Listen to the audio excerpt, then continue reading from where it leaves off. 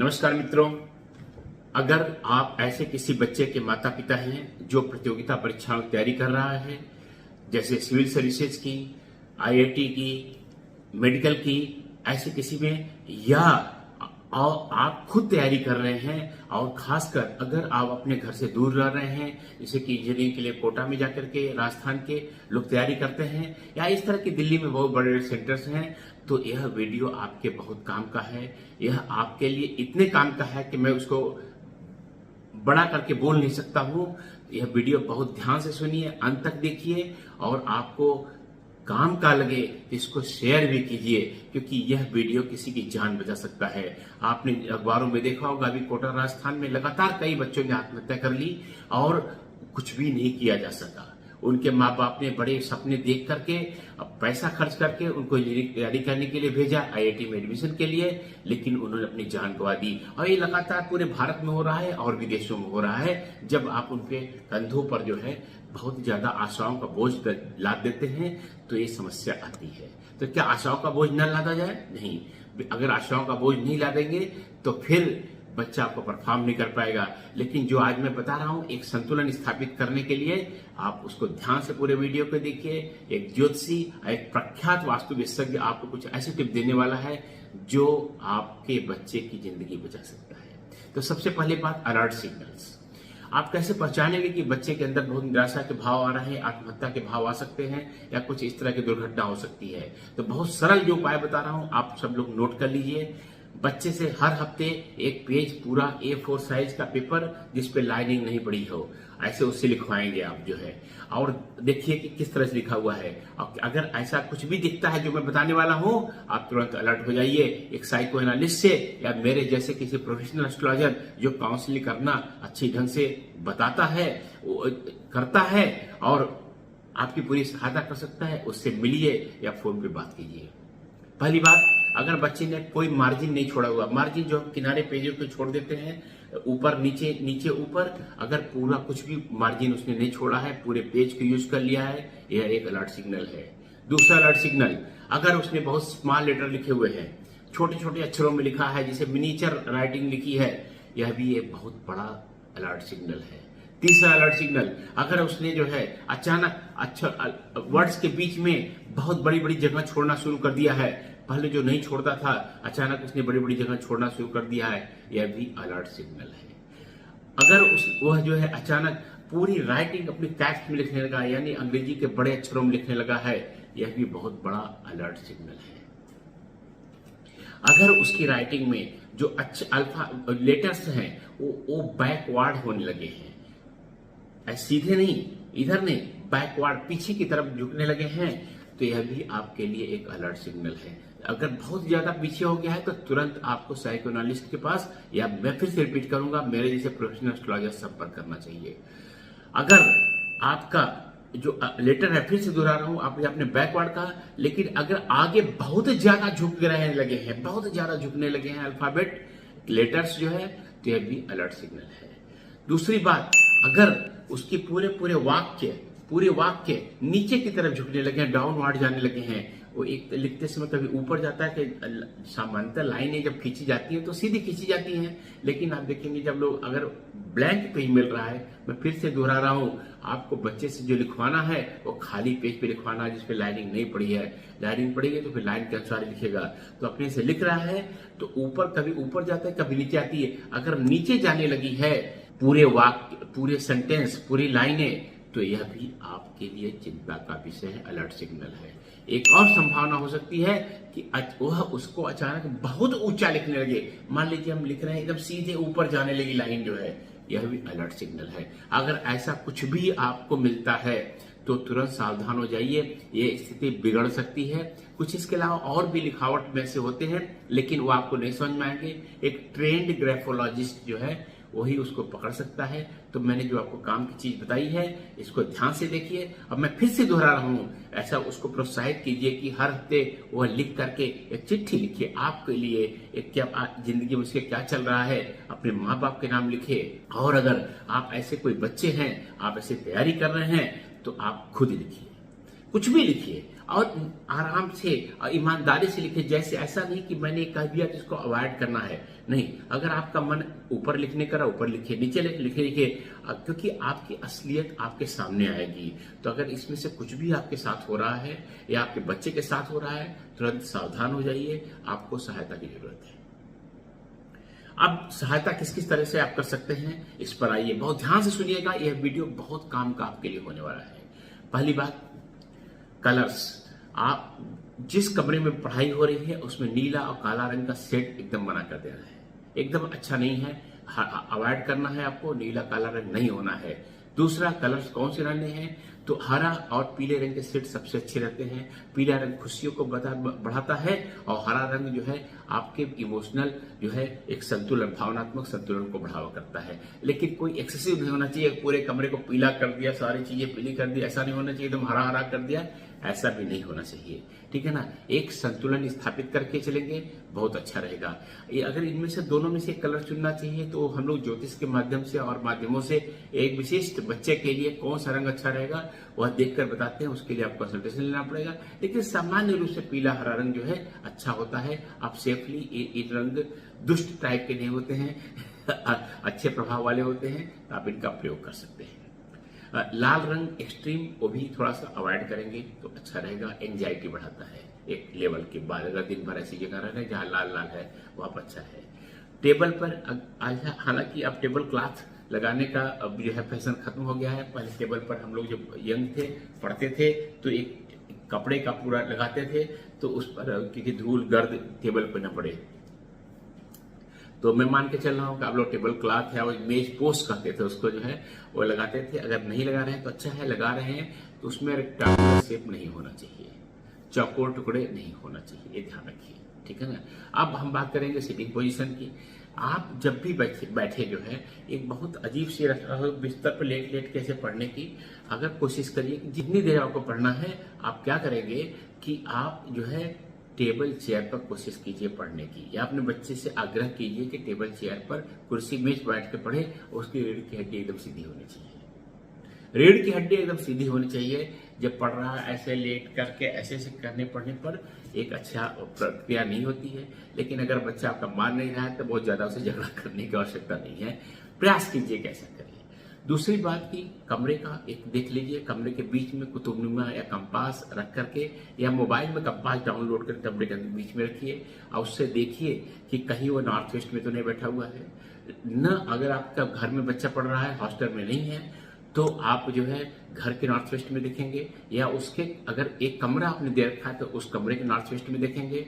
और अगर हॉस्टल में पढ़ रहा है तो आप हॉस्टल में रह रहे हैं बच्चे, या आपका बच्चा हॉस्टल में रह रहा है, तो कमरे के नॉर्थ वेस्ट, हॉस्टल के नॉर्थ वेस्ट नहीं देखना है, जो है आपको केवल कमरे का नॉर्थ वेस्ट देखना है। नॉर्थ वेस्ट की दिशा में अगर बैठ के पढ़ रहा है तो वहाँ डिस्ट्रक्शन बहुत ज्यादा होता है, दिमाग में फालतू के विचार आते हैं। नॉर्थ वेस्ट के अगल बगल भी जो दिशाएं हैं वो भी बहुत अच्छी नहीं है, तो इसलिए वहां बैठ करके नहीं पढ़ना है। दूसरी बात, आप बार बार वास्तु में लोग बताते हैं, यूट्यूब पे वीडियो बताते हैं कि आपको उत्तर या पूरब की तरफ मुंह करके बैठना चाहिए, लेकिन उससे भी ज्यादा महत्वपूर्ण है, उससे भी ज्यादा महत्वपूर्ण यह है कि आपको देखना है कि आपके पीछे क्या है। पीछे का मतलब मेरा है कि अगर जब पढ़ा जा रहा है तो पीठ के पीछे कोई दरवाजा खिड़की तो नहीं है। दरवाजा खिड़की अगर आप पीछे है तो एफिशिएंसी को प्रभावित करती है वास्तु के हिसाब से, या आदर्श स्थिति नहीं है एकदम से। ठीक है ना। तो दिशा बाद में देखिए, उत्तर पूरब बाद में देखिए, सबसे पहले देखिए कि दरवाजे की तरफ आपकी पीठ नहीं होनी चाहिए, आपकी खिड़की की तरफ पीठ नहीं होनी चाहिए। अगर आपके जब बैठ के पढ़ रहे हैं खिड़की की तरफ आपका जो है चेहरा है, खिड़की खुली हुई है, यह बहुत अच्छी स्थिति होती है। अगर अंदर बैठे हुए हैं, खिड़की नहीं है, तो दरवाजे की तरफ मुंह करके बैठ के पढ़ना अच्छा होता है। ये बहुत बार आप लोग को तथाकथित जो है जो वास्तुशास्त्री जो शौकिया किताबें पढ़ करके, वीडियो देख करके या ऐसे वैसे वो कहेंगे कि हमेशा कि इससे डिस्ट्रक्शन बढ़ता है, ऐसा नहीं होता है। मैंने कई सॉफ्टवेयर इंडस्ट्रीज में उल्टा करा करके उनकी एफिशिएंसी बढ़ा दी है, उनका जो रिजल्ट बहुत बढ़ा दिया है और हमेशा ही अच्छा रहा है। तो फिर से मैं कह रहा हूँ, आपको दरवाजा खिड़की की तरफ मुंह करके पढ़ना है। ठीक है ना। ये हो गया, नॉर्थ वेस्ट नहीं होना है। इसके अलावा कुछ आपको मैं टूल्स ऐसे दे रहा हूं जो आपके लिए बहुत अच्छा ज्योतिष और वास्तु के हिसाब से है, जो बहुत फायदा कर सकते हैं। और इधर हमने उनको इन टूल्स को जो है हमने सॉफ्टवेयर इंडस्ट्री के बच्चों को, जिनका शिफ्ट कभी रात कभी दिन ऐसे वैसे रहता है, उनको भी दिया है, उनको बहुत फायदा हुआ है। पहली चीज है पारगमाला। इसका आपको लिंक जो है इसी वीडियो के डिस्क्रिप्शन सेक्शन में मिल जाएगा, नहीं तो ऊपर भी आपको लगा दिया गया है, आप पारगमाला को आराम से देख सकते हैं। या पारगमाला या प्राग का अगर आप नहीं पढ़ना चाहते, ब्रेसलेट भी पहन सकते हैं। सॉफ्टवेयर इंडस्ट्री में ब्रेसलेट हमारे बहुत लोकप्रिय हो गए हैं। बच्चों ने महसूस किया कि जब पढ़ते हैं तो उनका तनाव काफी कम हो जाता है। पहनते हैं पारद का ब्रेसलेट, तो आप मंगा करके अपने बच्चों को पहना सकते हैं, निश्चित ही बहुत हेल्प करता है। और इसके अलावा एक रत्न होता है फिरोजा, जो सलमान खान को आपने पहने हुए देखा होगा, जो है बड़ा सा ब्रेसलेट वो पहनते हैं कलाई पर। तो ये फिरोजा दुर्भाग्य से क्या हो रहा है कि 90% से ज्यादा जो मार्केट बाजार में मिल रहा है फिरोजा नकली होता है। हम लोग को कई बार तरह की लेबोरेटरी में चेक कराना पड़ता है, एडवांस लेबोरेटरी तक पता चलता है कि असली या नकली है। तो कोशिश हम लोग यही कर रहे हैं कि जब आज जो दे रहे हैं फिरोजा, हमारे यहाँ सबसे असली फिरोजा मिलता है। आप फिरोजा की बच्चे को अंगूठी या पेंडेंट बना सकते हैं। यह भी काफी एंजाइटी, क्रोध, तनाव और असंतुलन भावनात्मक को कम करने में काफी सहायक होता है। यह तो हुआ दो चीजें जो पहनी हुई। इसके अलावा जो आपको करना, अनुलोम विलोम प्राणायाम अगर बच्चे कराते हैं आप नियमित रूप से, अगर बच्चे को समझाइए, अगर वो कर लेता है तो बहुत अच्छा लगता है। कम से कम 40 बार अनुलोम विलोम करना है। अनुलोम विलोम कैसे करना है इसके बारे में मैंने एक वीडियो बनाया हुआ है, जो सामान्य अनुलोम विलोम से थोड़ा सा उसको इम्प्रोवाइज करके, थोड़ा सुधार करके और अच्छा बना दिया है, खासकर विद्यार्थियों के लिए। तो अगर आप उसका भी लिंक डिस्क्रिप्शन सेक्शन में वीडियो में दिया हुआ है, उसको जो है आप देख करके अनुलोम विलोम करिए, आपके अंदर बहुत बड़ा संतुलन आएगा। दूसरी चीज ओम का उच्चारण। ओम ऐसे बोलते हुए मंत्रों में जो है सनातन धर्म की आपने बहुत सुना होगा। आप किसी भी धर्म के हो, आप जरूरी नहीं कि हिंदू हो, मुस्लिम हो, ईसाई हो, यहूदी हो, बुद्धिस्ट हो, जो है सिख हो, बुद्धिस्ट और सिख धर्म में, बौद्ध धर्म में और सिख धर्म में तो ओम का उच्चारण बहुत अच्छे से होता ही है। लेकिन मैं बता दूं आपको कि ईसाइयों में भी जो है, मुस्लिम धर्म में भी कहीं न कहीं जो आमीन आप बोलते हैं, ओम से मिलता जुलता ओम का एक बिगड़ा हुआ स्वरूप है। और उधर जो यही बात जो है, यही शब्द जो है ईसाई धर्म में प्रयोग किया जाता है। यहाँ तक कि अंग्रेजी में जो है जो ऑमनी लगा के शब्द बनते हैं, ऑमनीसेंट, ऑमनीपोटेंट, इस तरह के जो है शब्द प्रयोग करते हैं, वह ऑमनी भी ओम से बना हुआ है। तो ओम कैसे बोलना है उसका भी मैंने एक बहुत अच्छा वीडियो बनाया हुआ है, उसको आप देखिए। वो बहुत वैज्ञानिक है, इसका उच्चारण से किसी धर्म का कोई मतलब नहीं। ऐसा कोई गलत आपके दिमाग में हो तो उसको दूर कर लीजिए। ओम का कोई जो है धर्म से मतलब नहीं है, एक वैज्ञानिक उच्चारण है। इसको करिए और पढ़िए, बहुत अच्छा रहेगा। इसके बाद जो मैं आपको बता रहा हूँ कि आपको कम्युनिकेशन बच्चे से कैसा करना है। बच्चों को क्या होता है कि दो तरह से माँ बाप, जो हमने देखिए सैकड़ों बच्चों को जो है काउंसलिंग की है, उनके माँ बाप की काउंसलिंग की है, उनके कुंडलियां देखी हैं, और सौभाग्य मेरा रहा है कि बच्चों को फायदा हुआ है। मेरे यहाँ के जो काउंसलिंग लिए हुए बच्चे और कुंडली दिखाए हुए बच्चे, ईश्वर की कृपा मेरे ऊपर है, हमारे ऊपर है, एस्ट्रोदेव हमारे फर्म के ऊपर है। मेरे और मेरी पत्नी काउंसलिंग किए हुए बच्चे अधिकतर सफल निकलते हैं। वो कुछ जो भी हो, ईश्वर की मैं तो कृपा मानूंगा, अपने कुछ नहीं कहूंगा। तो कम्युनिकेशन दो तरीके से बच्चों को जो हमने ऑब्जर्व किया है, या तो उसके पीछे डंडा लेकर पड़ जाते हैं कि बता तेरा होगा कि नहीं होगा, क्या होगा, कैसे होगा, इतना पैसा लग गया, ये हो बातें बोलते हैं। या एकदम ही अचानक लिबरल हो जाएंगे, कहेंगे देखो बेटा तुम परेशान मत होना, होगा नहीं होगा ये ईश्वर के हाथ में है। जो है क्योंकि डर लगाता है ना कि आत्महत्या कर ले, ज्यादा पैसा करने पर, ऐसे माँ बाप सोचते हैं कोई बात नहीं होगा तो नहीं। अच्छा मैं ऐसा सोच, देखो कोई चिंता मत करना, ठीक है जितना हो पाए हो जाए, ये भी गलत एटीट्यूड है। देखिए आपने पैसे लगा खर्च करके भेजा हुआ है, तो आपको आशा करनी चाहिए कि वह करेगा। क्योंकि जब बच्चे से आप कहते हैं कि पता नहीं हो या ना हो, कोई चिंता की बात नहीं, तो बच्चे को लगता है अचानक कि ये मुझे इस काबिल समझते नहीं कि मैं निकालने वाला हूँ, ठीक है ना। तो आपको एक संतुलित जो है जो तार्किक दृष्टिकोण अपनाना है। आप उनसे पूछिए कि बच्चे बेटा तुम्हारा हो गया, जो भी ये बात है कि हम लोग आपने पैसे खर्च किए हैं, वो आपको आशा करना चाहिए उससे कोई निकाले, तो आप उसको समझाएंगे। और आप ये बात उसको बताते रहिए कि देखो तुम्हारे साथ है, तुम्हें बेस्ट देना है। वो ढीलापन ये आपने ऐसे नहीं बोलना है कि होगा कि नहीं होगा, अरे हमें चिंता नहीं है, नहीं होना है भाई, और तुम्हें बेस्ट देना है और निकालना है। और लेकिन कुछ भी होता है हम तुम्हारे साथ खड़े हैं। इतना ही आपको भावनाओं से करना है, सामान्य बातचीत करनी है। बहुत ही अजीब टाइप की बातचीत जो होती है बच्चों से, माँ बाप की कई बार मैं सुनता हूँ और मेरे लिए बड़ा हृदय विदारक होता है। एक तो बात तो ये है। दूसरी बात कि कई कई बार हम लोग अनावश्यक उपदेश देने लगते हैं कि देखो बेटा, early to bed early to rise makes a man healthy wealthy and wise, मतलब जल्दी सो जल्दी उठो। लेकिन क्या होता है कि छात्रावासों में, हॉस्टलों में जो है कुछ ऐसा माहौल बन जाता है कि रात को जो है, रात भर बच्चे पढ़ाई करते हैं, फिर देर से 10-11 बजे उठते हैं। तो वो भी ठीक है, क्योंकि कहा गया या तो जागे रोगी या तो जागे भोगी, जो है या तो जागे योगी। तो ये योग है। ये भी रात को अगर बच्चा केवल पढ़ाई करना है, कोई गलत काम नहीं कर रहा है, तो आप उसको जो परेशान मत कीजिए। एक बार पूछ सलाह दे दीजिए कि बेटा जल्दी उठ के देख लो एक बार, अच्छा लगता है तो उठा कर रख लो, नहीं तो फिर नहीं उठ रहा है तो आप उसके पीछे डंडा लेके पढ़ने की जरूरत नहीं है बहुत ज्यादा। तो अब एक और बात जो है खान पान के बारे में, ये सबसे महत्वपूर्ण है। और महत्वपूर्ण तो सारी चीजें हैं, लेकिन एक थोड़ा ज्यादा महत्वपूर्ण है। पहली बात की, अगर चाय कॉफी बहुत ज्यादा हो रही है, अगर संभव हो तो उसको ग्रीन टी के विकल्प में या इस तरह की कुछ और भी हर्बल चीजें आती हैं, आप उसको प्रयोग कर सकते हैं। लेकिन अगर एकदम नहीं चल पा रहे हैं तो यह क्या वात व्याधि को उत्पन्न करती है ज्यादा चाय और कॉफी, और आपको तरह तरह के टेंशन होने लगते हैं, जो अंत में परेशान होते हैं आप जो है।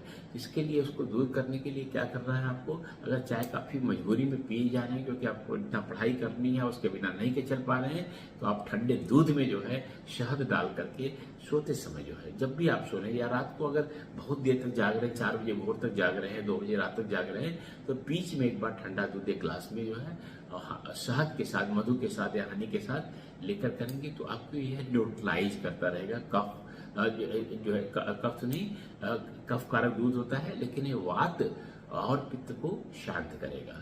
तो यह आपके लिए बहुत अच्छी चीज है।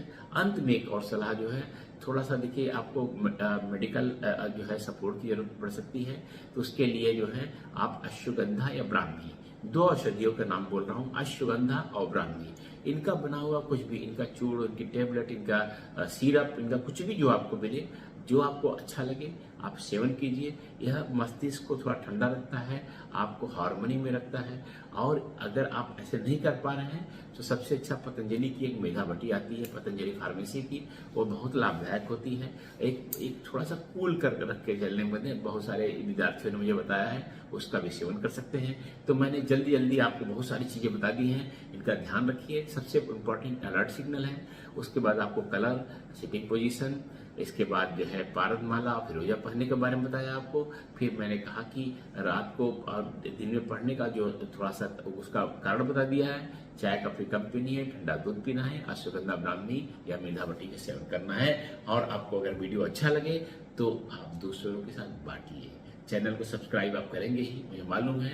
ये कंटेंट जिस तरह से आज मिलता है आपको और कहीं नहीं मिलता है, और आप निश्चित ही, मेरी शुभकामनाएं आपके बच्चे के साथ है। अगर आप खुद परीक्षा दे रहे हैं तो आपके साथ है। मैं हूं आचार्य करके कृष्ण, AstroTube.com से।